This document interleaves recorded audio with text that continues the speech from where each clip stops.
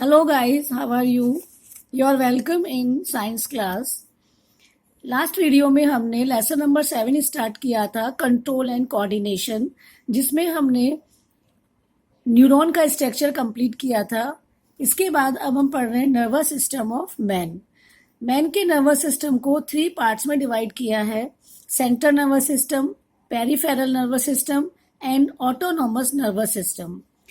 Central nervous system ये dorsal surface पर present होता है, हॉलो एंड नॉन गैंग्लियोनेटेड होता है.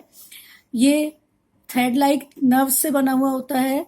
और ये ऑटोनोमस नर्वस सिस्टम ये control involuntary functions of visceral organs. Visceral organs का मतलब होता है जिन ऑर्गन्स में कोई ना कोई सब्सटेंस फ्लो करता है या कोई ऑर्गन जो कोई लिक्विड डिस्चार्ज करता है, सिक्रीट करता है, वो विसरल ऑर्गन्स कहलाते हैं. तो विसरल ऑर्गन्स में के ये इनवॉलेंट्री फंक्शंस को कंट्रोल करता है. जो फंक्शंस होते हैं 2 टाइप्स के होते हैं, इनवॉलेंट्री एंड वॉलेंट्री. इनवॉलेंट्री का मतलब होता है जिन फंक्शंस पर हमारी विलिंगनेस का कंट्रोल नहीं होता, जैसे हार्ट बीट या डाइजेशन, फूड का डाइजेशन, रेस्पिरेशन, ये इनवॉलेंट्री फंक्शंस हैं. और वॉलेंट्री फंक्शंस वो होते हैं जिनमें हमारी विलिंगनेस का कंट्रोल होता है, जैसे कि चलना, उठना, बैठना, ये खाना, ये जो हम चाहकर जिनको हम रोक सकते हैं. अब सेंट्रल नर्वस सिस्टम को भी 2 पार्ट्स में डिवाइड किया है, ब्रेन एंड स्पाइनल कॉर्ड. यानी सेंट्रल नर्वस सिस्टम ब्रेन और स्पाइनल कॉर्ड से मिलकर बनता है. जो पेरिफेरल नर्वस सिस्टम है ये इसमें पेरिफेरल नर्वस सिस्टम ये इसमें नर्व्स आती हैं, थ्रेड लाइक नर्व्स आती हैं. और 2 टाइप्स की नर्व्स होती हैं, क्रेनियल नर्व्स और स्पाइनल नर्व्स. क्रेनियल नर्व्स वो नर्व्स होती हैं जो कि ब्रेन से निकलती हैं, वो क्रेनियल नर्व्स कहलाती हैं. और जो स्पाइनल कॉर्ड से निकलती हैं, बॉडी के डिफरेंट पार्ट्स तक जाती हैं, वो स्पाइनल नर्व्स कहलाती हैं. इसी तरह से ऑटोनॉमिक नर्वस सिस्टम ये भी 2 पार्ट से मिलकर बनता है, sympathetic nervous system and parasympathetic nervous system. यहाँ इस चैप्टर में हम सेंट्रल नर्वस सिस्टम यानी ब्रेन और स्पाइनल कॉर्ड के बारे में पढ़ेंगे. सबसे पहले अब हम पढ़ रहे हैं central nervous system human brain. Central nervous system में ब्रेन और स्पाइनल कॉर्ड के बारे में पढ़ेंगे.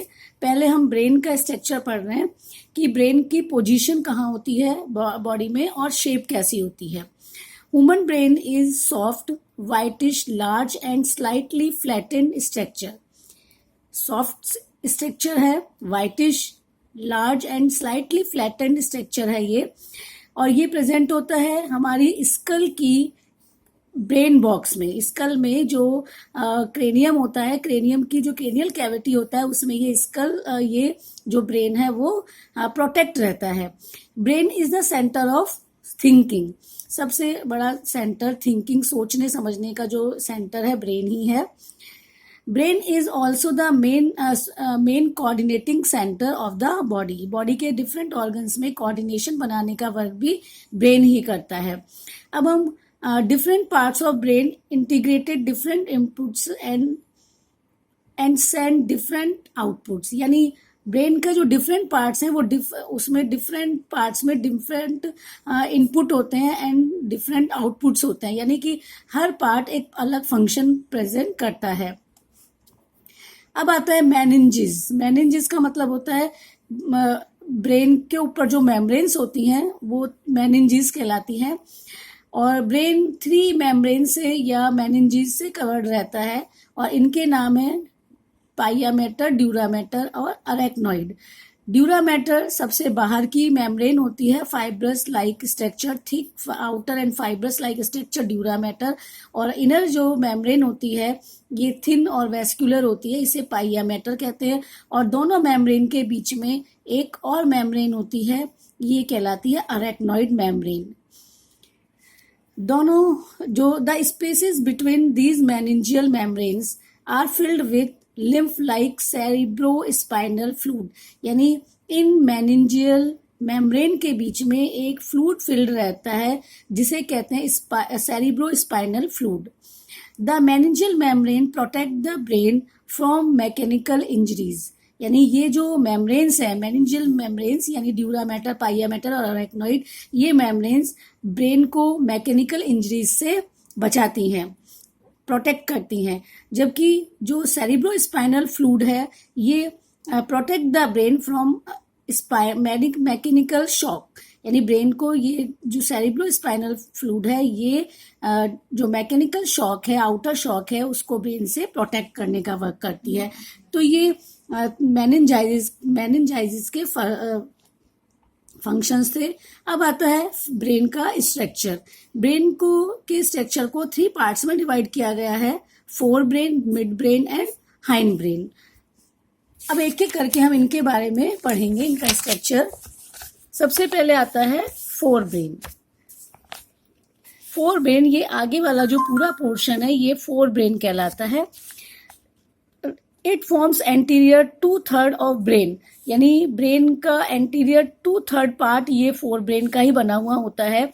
And is the main thinking part of the brain, यानी ब्रेन का भी जो मेन थिंकिंग पार्ट है वो फोर ब्रेन ही होता है।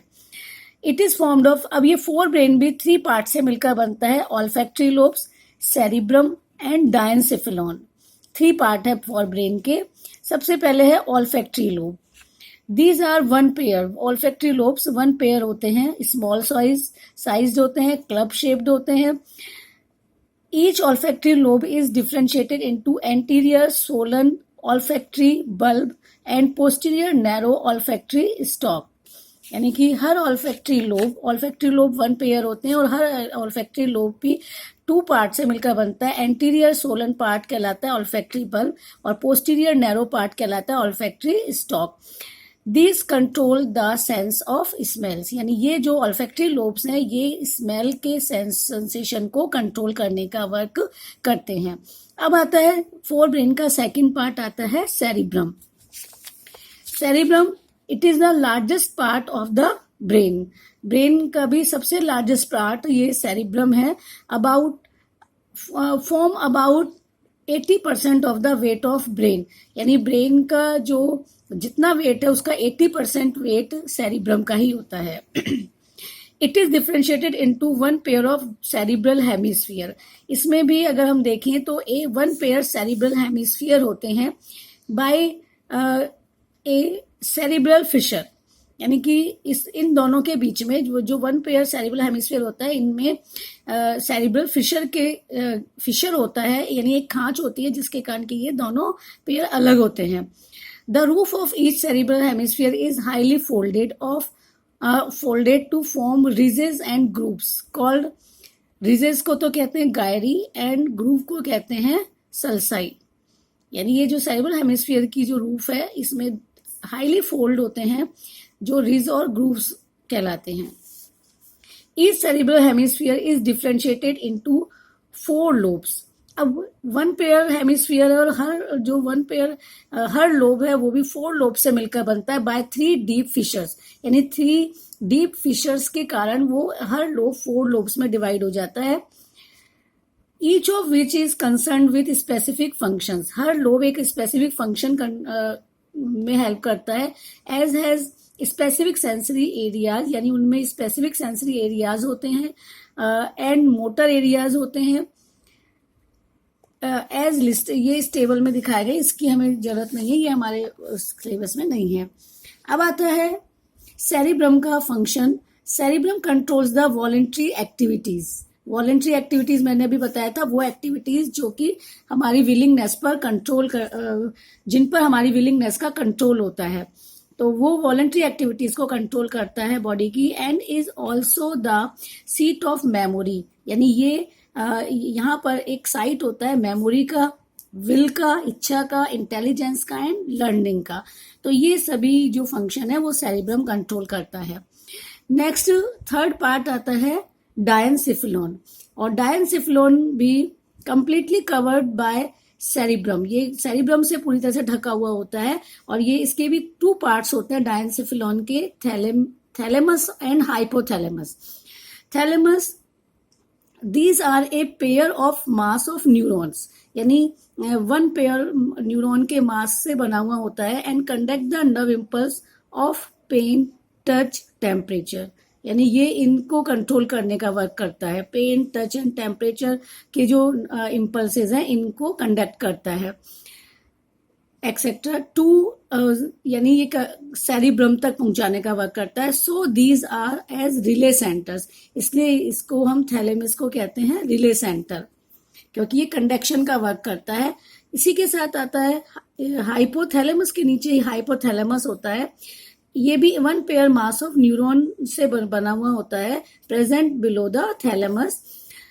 इट कंट्रोल इनवॉलेंट्री फंक्शंस, ये इनवॉलेंट्री फंक्शंस को कंट्रोल करता है, जैसे कि hunger, thrust, sweating, sleep, sexual desire, water balance, blood pressure, temperature balance etcetera.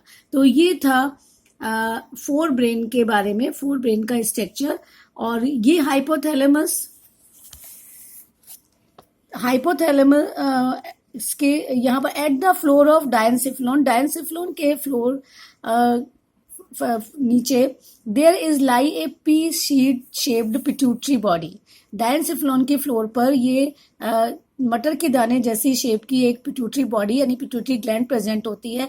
और ये पिट्यूटरी ग्लैंड जो हार्मोन सिक्रीट करती है, ये हार्मोन डिफरेंट एंडोक्राइन ग्लैंड्स पर कंट्रोल करने का वर्क करता है, इसलिए पिट्यूटरी ग्लैंड को मास्टर ग्लैंड कहा जाता है.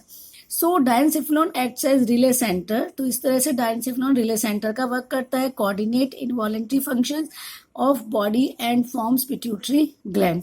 ये सारे फंक्शंस है डायनसिफ्लोन के. अब आता है mid brain and hind brain, वो हम नेक्स्ट वीडियो में पढ़ेंगे.